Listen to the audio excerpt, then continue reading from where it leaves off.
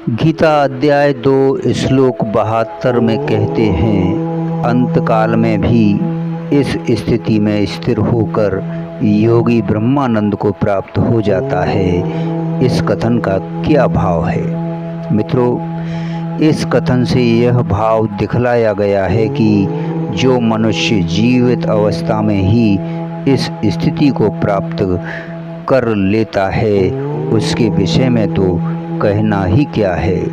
वह तो ब्रह्मानंद को प्राप्त जीवन मुक्त ही है। पर जो साधन करते करते या अकस्मात मरण काल में भी इस ब्रह्मी स्थिति में स्थित हो जाता है, अर्थात अहंकार, ममता, आसक्ति, स्पृहा और कामना से रहित होकर अचल भाव से परमात्मा के स्वरूप में स्थित हो जाता है, वह भी ब्रह्मानंद को प्राप्त हो जाता है। मित्रों, जो साधक कर्मयोग में स्थित श्रद्धा रखने वाला है और उसका मन यदि किसी कारणवश मृत्यु काल में समभाव में स्थित नहीं रहा तो उसकी क्या गति होगी?